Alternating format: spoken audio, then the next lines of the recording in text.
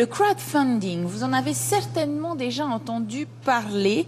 Aujourd'hui, il est possible, depuis la Polynésie, de bénéficier de ces aides de crowdfunding. Pour nous en parler, nous avons Jennifer avec nous. Yorana, Jennifer. Yorana. La première plateforme numérique de crowdfunding, c'est Cereva. C'est ça, c'est Cereva. Alors, l'idée a germé de quelle manière? Autrefois, il fallait faire appel, on l'a vu avec le clip de Pépénin, par exemple, qui avait fait appel au crowdfunding. On va brièvement rappeler ce que c'est pour nos téléspectateurs. Jennifer. Donc, le crowdfunding, c'est un système qui permet de financer des projets en faisant appel aux dons par la foule. On a les grandes plateformes qui sont KissKissBankBank, Ulule. Donc c'est un système qui permet de financer des projets, des personnes comme vous, moi. Il y a le musicien, par exemple Grégoire, Pépéna ou d'autres ici qui ont permis de faire ce mode de financement. Donc le principe est simple. Un porteur de projet, que ce soit un individu, une association ou une entreprise, a la possibilité de déposer son projet sur la plateforme. Ensuite, pour qu'il soit recevable, il faut qu'il apporte quelque chose pour le Fénois, la communauté. Ça peut pas être, par exemple, financer ses vacances. C'est un échange de bons procédés également. C'est exactement ça. Donc le porteur de projet, il a un besoin de financement et puis mais il trouve pas forcément son financement où il a besoin de compléter avec l'ADI, la Sofidep ou les banques. Et donc il va faire appel à la foule. Donc les gens, parce que le projet leur plaît, ils vont contribuer, ils vont faire des dons. Donc là, le porteur de projet a la possibilité de proposer des contreparties. Et puis, par exemple, le projet Ecovrac, qui est notre premier projet 100% fénois financé, on est à plus de 130%, on a la possibilité d'adopter un silo. Alors, c'est plus pour le fun, recevoir quelque chose. Il y a aussi une partie rigolote. Pourquoi? Quel était l'intérêt de créer une plateforme locale plutôt que de le laisser, à l'exemple de Pépénin, sur des plateformes qui sont nationales, voire internationales? Quel était l'intérêt C'est avoir en fait la possibilité de... En fait, nos projets, nous, la Polynésie, intéressent pas forcément autant que nous ici, les contributeurs à l'international, et ils sont perdus complètement dans la masse de projets de ces grandes plateformes. Et c'est aussi permettre à des gens qui n'ont pas forcément de carte de crédit et qui veulent financer, qui veulent contribuer, de pouvoir payer, parce que sur la plateforme, nous avons la possibilité de recevoir les chèques. Et pour les porteurs de projets, c'est avoir une personne en local, sur le même créneau horaire, qui va les accompagner tout au long de la campagne et même après, et pour pouvoir les aider et donc avoir un accompagnement local. Et donc ça, c'est ton rôle, Jennifer. C'est ça, exactement. On rappelle, avant de se quitter, parce qu'on va recevoir justement... on va recevoir tout à l'heure la créatrice de Ecovrac. On rappelle le site internet, c'est tout simplement www.c-reva.com. Un numéro de téléphone, c'est le 40 57 17 17. Si on veut te contacter par mail, il suffit d'écrire à contact@c-reva.com. C'est exactement ça. On a tout dit. Et si vous avez un projet, pas des vacances, un vrai projet pour la Polynésie, n'hésitez pas à contacter Jennifer aux adresses qu'on vous a données. Oui, Éméré, l'épicerie Ecovrac arrive chez nous, enfin, en Polynésie. Une épicerie où on pourra aller avec ses propres récipients. Noéline, Yorana. Yorana. Alors, très rapidement, tout à l'heure, avec Jennifer, on parlait de ce projet que tu as mis en place. Les épiceries de ce type, on les retrouve beaucoup en Europe, on les retrouve beaucoup aux États-Unis. C'est la première qui arrive ici sur le territoire. Comment le projet s'est présenté à toi, et puis surtout quelles sont les difficultés que l'on rencontre, parce que c'est très inconnu pour nous. En fait, c'est très simple. Je pense qu'on est plein de gens qui se sont rendus compte qu'on produisait trop de déchets. Et quand je suis revenue de mes études, c'est ce que j'ai remarqué. Vraiment, ça a été flagrant. Et je me suis dit, j'ai déjà vu ça en France, pourquoi il n'y avait pas ça ici? Alors, je me suis dit, ça aiderait tout le monde, en fait. Éviter de produire des déchets, de réduire ses emballages, toutes ces choses-là. Après, c'est difficile à mettre en place. On est dans un pays tropical, il y a des contraintes au niveau de l'humidité. Et aussi le fait que ce soit une nouvelle activité qui est très peu connu ici, qu'il faut aussi travailler avec les administrations, qu'il faut qu'ils comprennent aussi ce que c'est. Et donc voilà, c'est beaucoup de choses qu'il faut réfléchir, ainsi que les fournisseurs, parce qu'on est une île, il faut se faire fournir de l'extérieur. Donc toutes ces choses-là sont à penser, ça fait 1 an que j'y travaille. Alors en ce moment sur nos écrans, on voit ces drôles de machines que tu viens de recevoir. Qu'est-ce que c'est, Noéline ? Alors, j'ai le grand plaisir en fait de présenter les tout premiers silos et bacs de service en vrac, donc de la Polynésie, parce qu'il n'y en a jamais eu avant. Et je viens juste de les recevoir. Donc, ils ont été financés grâce à la collecte qui est en cours avec le crowdfunding de Cereva. Et donc, ça m'a déjà permis d'en acheter 25 silos et 25 bacs que je vous présente aujourd'hui. Alors, combien vaut un bac de ce type ? Un bac de ce type vaut ici 12 000 francs. Arrivé ici, il vaut 12 000 francs. Et donc, c'est ce qu'on retrouvera dans cette épicerie. Est-ce que tu peux nous révéler, sans trop nous en dire, l'emplacement ? Tu as déjà un emplacement pour ton épicerie ? Alors, en fait, oui, j'ai déjà trouvé le local. Je suis en train de faire des travaux. Et voilà, il se trouve à Papeete, à Mamao. Et j'en dirai pas plus. Alors, la jeune génération est très au courant, très au fait de ce que c'est qu'une épicerie éco-vrac, comme son nom l'indique. Il n'y a que des produits en vrac. Et on vient avec son récipient.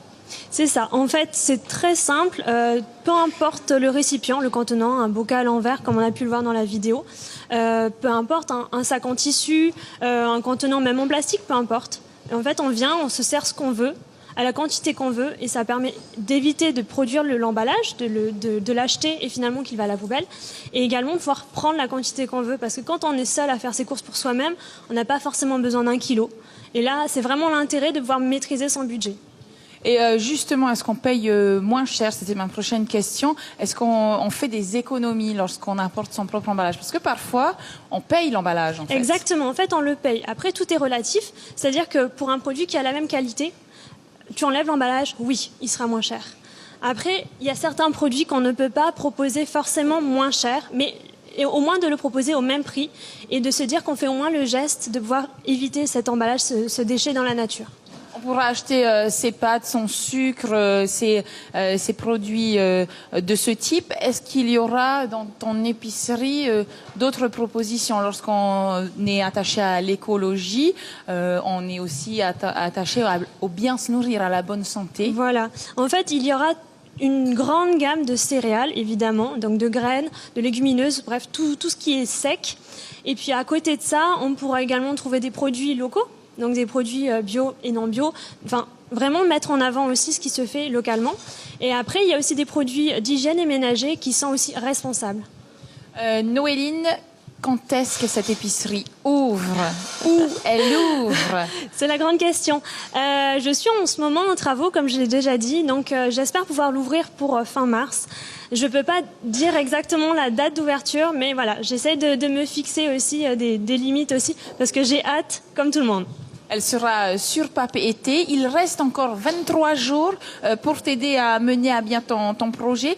Tout à l'heure, Jennifer disait que vous avez atteint 130% de l'objectif. 135 exactement. 135% de l'objectif. On peut encore donner de l'argent. Exactement. On peut encore donner. Il n'y a pas de limite, en fait. Moi, j'ai simplement dit, voilà ce que j'ai besoin. Et est-ce que vous pouvez m'aider ? Et ça a déjà dépassé ce que j'avais demandé. Donc après, s'il y en a qui souhaitent encore continuer, parce qu'il y a plusieurs façons d'aider. Et moi, j'ai déjà pu acheter les 25 silos et 25 bacs, mais j'aimerais pouvoir en acheter 40 silos et 40 bacs pour proposer le maximum de références en vrac, forcément. Donc pour ça, il faut le matériel adapté et il reste encore de quoi en fait donner pour les financer. On rappelle le crowdfunding, c'est je donne de l'argent et toi tu me donnes aussi des contreparties. Alors on peut adopter un stylo. Qu'est-ce qu'on peut avoir d'autre lorsqu'on stylo. C'est un stylo. C'est les équipements en fait qu'on a pu voir dans la vidéo. Il y a possibilité justement en faisant un don de pouvoir inscrire son nom dessus. Il n'y a pas que ça, il y a également aussi des kits cosmétiques où il y aura du savon solide, du shampoing solide, du dentifrice, une brosse à dents en bambou. J'en ai une, mais j'ai oublié de l'emmener. Et puis, il y a beaucoup de choses. Voilà, il faut aller sur le site, il faut regarder un petit peu ce qui est proposé. Et puis, on n'est même pas obligé de l'accepter, ce cadeau. Il y en a beaucoup qui n'ont pas voulu. Mais si vous le voulez, je vous le donne. Noéline, merci. Jennifer, on revient avec toi puisque c'est un des projets, cette épicerie Ecovrac, mais il y a d'autres possibilités, d'autres aides à apporter au travers de Cereva. Quels sont les autres projets un peu foufou? Alors, les projets foufou, nous avons Tahiti Impro, qui est une association qui veut faire venir des sommités du théâtre d'improvisation pour nous faire un super spectacle, où bien entendu la Polynésie va gagner. Et nous avons également la saga de Doudou, l'école de voile d'Aroué, où là l'objectif c'est d'envoyer pour les 25 ans de la saga 100 enfants supplémentaires à Wainé pour qu'ils puissent passer une semaine en dehors un petit peu du temps, de leur environnement qui n'est pas forcément le plus favorisé, pour avoir un break. Et donc voilà, donc on a une campagne qui est sans objectif et l'idée voilà, c'est d'envoyer des enfants, des sourires à Wainé. Jennifer, cette plateforme, j'imagine que ça demande beaucoup de travail, beaucoup d'implication. Est-ce que tu t'es entouré de personnes? Comment est-ce qu'on fait finalement pour lancer un business comme Cereva? Il faut à un moment avoir des rentrées d'argent. Comment est-ce que... Alors on est une équipe aujourd'hui, en dehors de moi, de 4 personnes qui travaillent au quotidien, plus des bénévoles que je tiens vraiment à remercier, parce qu'il y a des comités d'experts, des gens qui m'aident pour la communication et ils le font bénévolement, parce qu'ils croient en Cereva, ce que ça peut apporter, donc c'est vraiment un vrai bonheur. Pour moi en tout cas, je les remercie vraiment chaleureusement. Ensuite, donc en effet, c'est presque gratuit, quasiment. Pourquoi? Je m'explique. On demande une participation de 2%. Du montant de la collecte. Par exemple, pour le projet de Noéline, ça représente 9 600 francs pour plus de 480 000 francs de financé. Donc autant dire, c'est pas grand-chose. Mais ce montant, en fait, il est symbolique, il est important. D'une part, pour aider Cereva à exister, parce qu'il y a toute une équipe derrière, hein, comme je l'expliquais. Et puis surtout, ça nous permet en fait de mesurer l'engagement du porteur du projet. Parce qu'une campagne, c'est toute une aventure. Il va falloir communiquer, mobiliser son réseau. Et nous avons besoin d'être sûrs que le porteur du projet, il est engagé, il est motivé. Et c'est pour ça qu'on a besoin quelque part de cette petite contribution qui est vraiment là plus symbolique. Parce que le véritable financement de Cereva se fait grâce aux partenaires, à des entreprises qui nous soutiennent, qui croient aux rêves, aux valeurs de Cereva et ce que ça peut apporter pour le Fénois. En tout cas, vous nous avez mis des étoiles dans les yeux aujourd'hui. Et il y a des projets, on parlait de la saga. Justement, nos prochains invités viennent nous parler d'un projet scolaire. Est-ce qu'une classe, une classe de n'importe quelle école peut faire appel au crowdfunding pour se déplacer en voyage? Même si c'est des vacances, mais c'est un projet scolaire, tout à fait. En fait, j'en profite pour faire un appel à projet. En gros, les personnes qui ont une idée, qui ont un projet dans lequel ils croient, donc ça peut être une association, une classe, des entrepreneurs, des personnes, des individus, et qui ont une idée dans laquelle ils croient et qui pensent qu'elle est vraiment bonne, qui viennent sur Cereva. Eh bien, l'appel est lancé. On rappelle encore une fois ce fabuleux site. Il s'agit de Cereva, c-reva.com. Vous appelez sinon au 40 57 17 17. Vous pouvez également contacter Jennifer par mail à contact@cereva.com. Les coordonnées s'affichent sur vos écrans. Notez tout ça parce que c'est de la nouvelle forme d'économie. Merci à toutes les deux. On va recevoir maintenant nos prochains invités. On parle Nouvelle-Zélande, voyage découverte.